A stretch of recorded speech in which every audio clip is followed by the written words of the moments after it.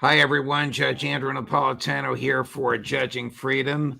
Today is Wednesday, May 7th, 2025. Phil Giraldi joins us now. Phil, always a pleasure. You have a fascinating piece out of the UNZ review, UNZ review, called More Exciting News in the White House. Of course, the title is dripping with sarcasm, and I do want to ask you about what is now, I would characterize it, I'm going to guess you will as well, the infiltration of the White House by the Netanyahu regime. But before we get there, I've been asking everybody this week what they think of this. Chris, cut number 10.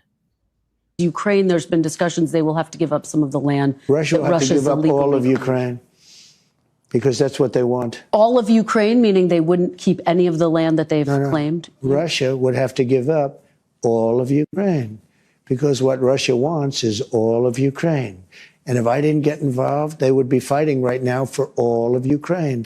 Russia doesn't want the strip that they have now. Russia wants all of Ukraine. And if it weren't me, they would keep going. Is there even a scintilla of evidence of which you're aware to back up what he just said, that Russia wants all of Ukraine? Well, I think the argument has to become, is this guy, who unfortunately is our president, just kind of ignorant, and that nobody's telling him anything about the history or the politics of these countries that are involved, and that his intervention, whatever he thought it was, didn't change anything? Or is he just stupid? And this is getting so perplexing because he contradicts himself all the time. Now he's on one hand saying that he's cozying up to Russia to try to get some kind of agreement, and saying things that that Russia wants to hear in terms of some kind of compromise. And then he turns around and he says that Russia is about to invade Eastern Europe, and this is what it's all about, and they want to conquer Ukraine as a first step. This is ridiculous. Here he is in the debate against Joe Biden right after President Biden said basically the same thing. Russia wants all of Ukraine and they want to go up to Poland and the Baltic states as well. But what Trump said during the debate absolutely, totally refutes what he just told Meet the Press. Chris, cut number 8. It should have never happened. I will have that war settled between Putin and Zelensky as president-elect before I take office on January 20th. I'll have that war settled. People being killed so needlessly, so stupidly, and I will get it settled, and I'll get it settled fast before I take office.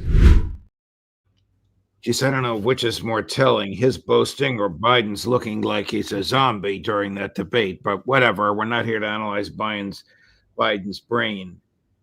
Does Trump even know? Well, Trump doesn't know what he's talking about. Does the Kremlin take him seriously? That's what I want to ask you. Does Russian intel take him seriously? Well, Russian intel takes him seriously only in the sense that they're no doubt advising their own leadership that this guy is not to be trusted. He says one thing one day and another thing the next day. So that's what Russian leadership is probably aware of. No, they don't trust him. How could you possibly trust someone who essentially doesn't have a clue about what he's talking about? Well, how does this augur for Steve Witkoff meeting with Vladimir Putin? I mean, one of our guests suggested that Trump is so politically adept that he is boasting that Russia wants all of Ukraine so that when Russia ends up with Crimea and the 4 oblasts, he can take credit for having, air quotes around this word, saved the rest of Ukraine. Or is that giving Trump more credit than he's worth?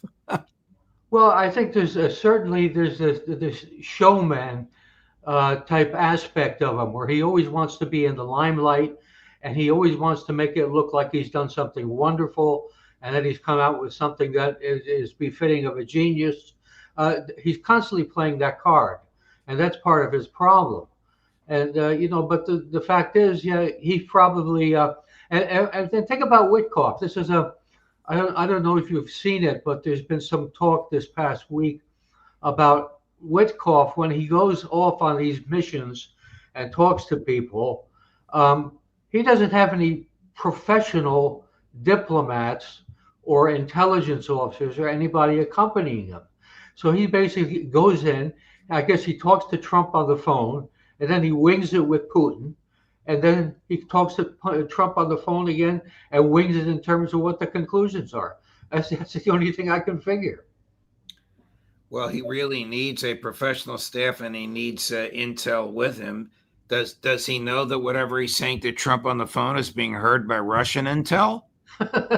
he should, but maybe he doesn't. I mean, Witkoff is a real estate guy, so sure. I mean, everything is being listened, and stuff that's not being listened is obviously being relayed by Walter and others in the United States in case the Russians didn't pick it up first time around. Has Trump appointed anyone to sensitive positions in the State Department, as far as you're aware, who is not a committed Zionist? No, I had some hopes for Tulsi Gabbard. I think many of us did, because she's shown some independence in the past when she was in Congress. But I guess she's decided that she needs the job or something like that, and has apparently thrown that away. So no, I don't know of a single one that isn't that way, and vociferously that way, and insistently that way.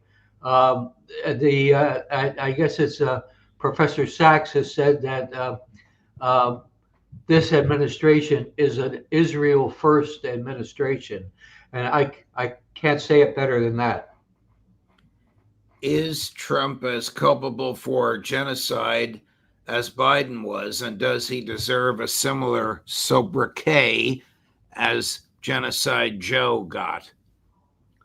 Well, he's not as guilty as Biden, because Biden ran this for a whole, 9 months and killed arguably hundreds of thousands of people.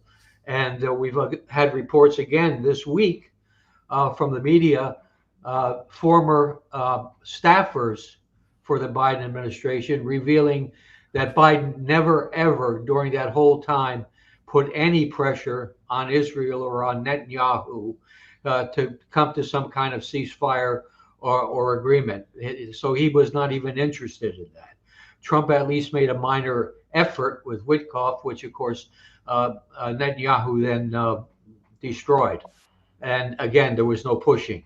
So the whole question is, in my mind, if Trump actually has any kind of independent spirit when it comes to the Israel lobby and to the Jewish state of Israel, what will it take from Netanyahu to arouse maybe a contrary reaction? I'm very, very much watching to see if anything like that is going to happen.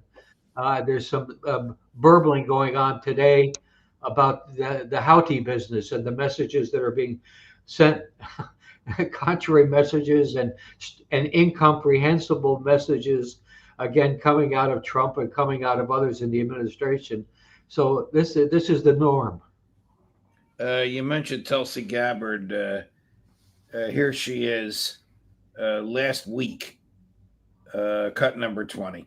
I think it's important for the American people to see the contrast and the difference between the neocons who are very ready to rush into war without allowing what President Kennedy spoke about in his historic speech at American University, which was to choose peace, to do the hard work of diplomacy, to recognize the true cost and the serious cost of war, and that it requires strong leadership, and that it's not something that you just go, okay, good, we got peace, and then you walk away. No, it requires consistent engagement and that strong leadership that once again strikes that balance and recognizes that we cannot be prosperous unless we are at peace as a nation and ensuring our nation's security. that was an interview she did with my friend and former colleague, Megyn Kelly. And what she said there was terrific, but she wasn't showing her Zionist side. She was showing her pro-peace libertarian side, which we applaud. But there's more to her, as you know, and as you said. Yeah, that's the tragedy there. She's smart enough, she's experienced enough to do the right thing, but somehow she switches it off. I mean, some have suggested it's because she's a Hindu nationalist and religiously, and that they, like the Jews in the Middle East, have this thing about Muslims. And in fact, we see almost a state of war developing in India, Pakistan right now, Right. the manifestation of this. And it's this sort of thing. Does that drive her? Is that why she's talking the way she is? Someone as intelligent and willing to take risk as she proved in her earlier career? This is a tragedy. People come into our recent administration, and I'm saying recent, I'm saying certainly since Bill Clinton, George W. Bush, and these people are basically trash. I mean, they're in to make their own agenda come to life. They hardly can speak in terms of doing what's right for the United States and for the American people. We're seeing this all the time now. And it's just at a certain point, when is it going to stop? Do we need another revolution? You know, I don't know the answer to that. This woman, Tulsi Gabbard, was far better as a member of Congress than she is now in the administration, and very different. Just as Marco Rubio was far worse as a member of Congress. I don't know if he's changed. I hope he has. We're getting all kinds of theories that he has, that he hasn't. But whatever. Their public words in the administration are what they think the president wants to hear. Now, what they whisper to him in private, who knows? But that clip was magnificent. That statement could have been written by you or Jeffrey Sachs or John Mearsheimer, and instead it came out of her mouth extemporaneously. Back to Genocide Joe and back to Trump. Gilbert Doctorow was of the view that Trump humiliated Netanyahu by not telling him in advance before he told the press that we had stopped the bombing of the Houthis. Of course, he also accompanied that statement with something equally as absurd as what he just told Kristen Welker on Meet the Press, and that is that the Houthis have capitulated. All right. So the Houthis are not going to bomb Navy ships that are no longer there. That's a capitulation? Yeah. I mean, it fools me. I mean, as soon as they're talking about capitulation, I was wondering, did they sign a peace treaty on the deck of the USS Missouri or something? Right. This gets so ridiculous. And there's so much hubris in all of this about, having victories or we're winning. One thing I'm bloody tired of is seeing every time Trump is, like yesterday, talking to the Canadian Prime Minister, he's standing there and he's raising his fist like this is the hero. I am the hero. This guy is a draft dodger, and he's now wanting to have a military parade on his birthday. When does this stop? When do we realize there's a real touch of insanity floating around here? I don't know when it's going to stop or how it's going to stop. He insulted President Putin and Deputy Foreign Minister, I'm not sure of his title, the former president of Russia, Dmitry Medvedev, today, by claiming that May 9th is the American victory and not the Russian victory. Now, they lost 27 million people, about 2.5 million military and the rest civilian. Here's what Mr. Medvedev said, our people sacrificed 27 million lives of their sons and daughters in the name of destroying accursed fascism. Therefore, Victory Day is ours, and it is May 9. So it was, so it is, so it will always be. Man, if I were Trump, I would show up on May 9 and show my appreciation for this Russian celebration. And then I'd stay for a week because President Xi of China will be there. President Modi of India will be there. The four of us, Trump, if I were Trump, Putin, Xi, Modi, would sit down and craft a new world order where people can be at peace with each other and trade openly and freely. That is not going to happen, Phil. Yeah. Well, I mean, one thing that astonished me, again, that demonstrates this guy's ignorance. World War II did not end when Berlin was taken by the Russians. The World War continued in the Pacific with the United States.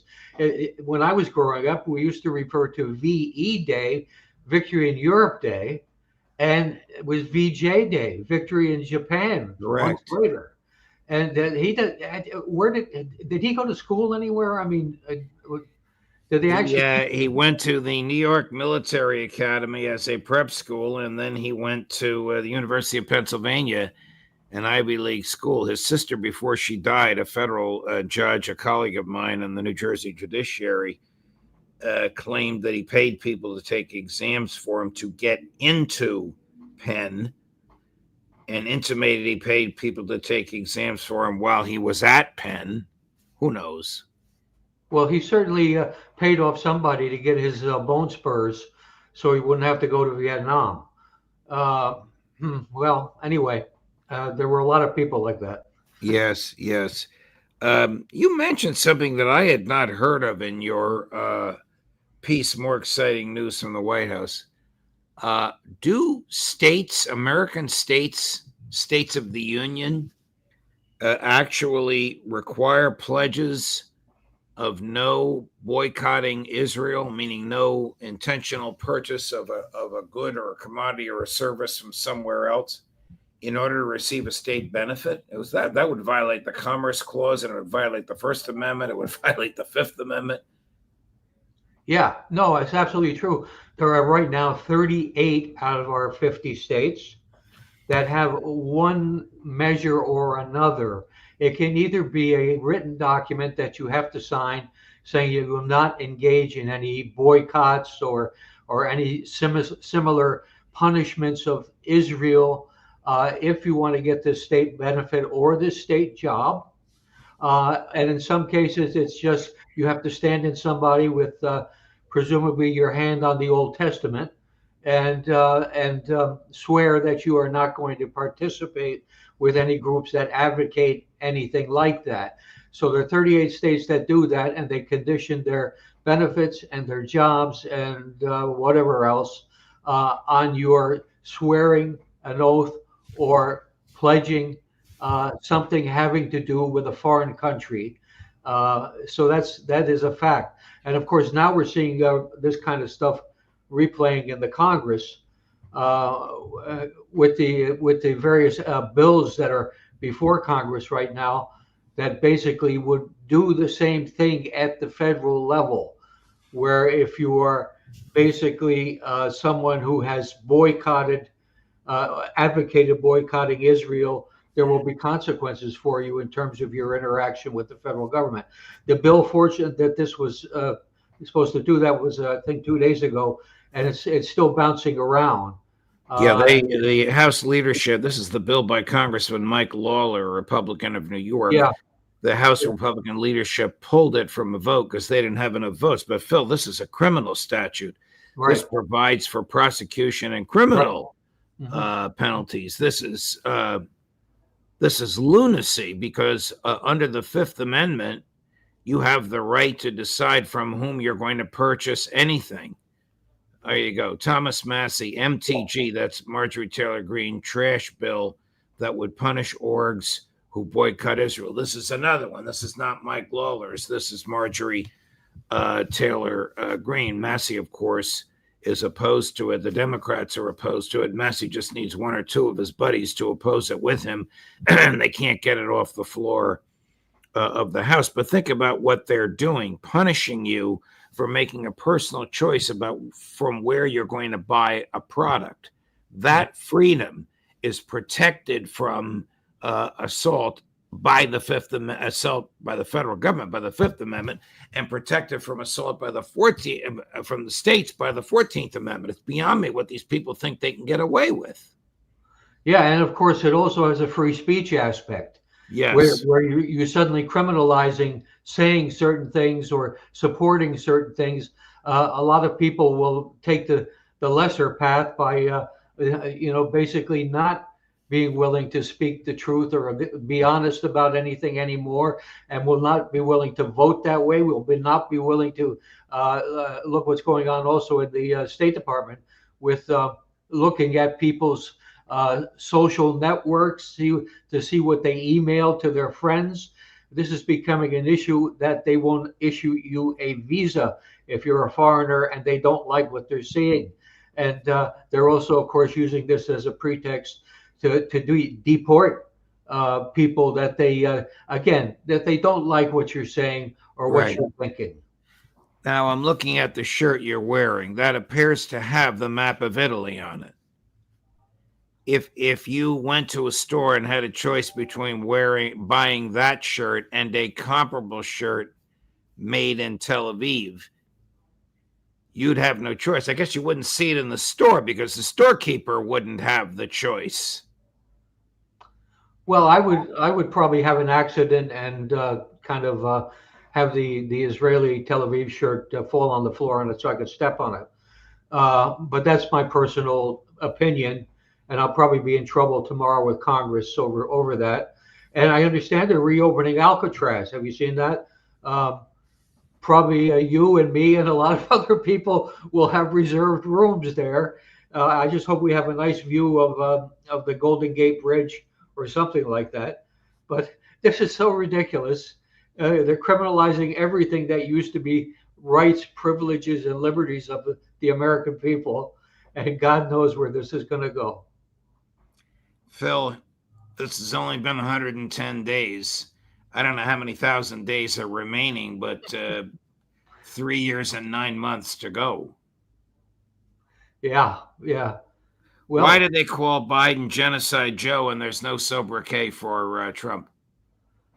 Well, they're probably waiting for something even better, but because there's certainly some real loony stuff in the pipeline.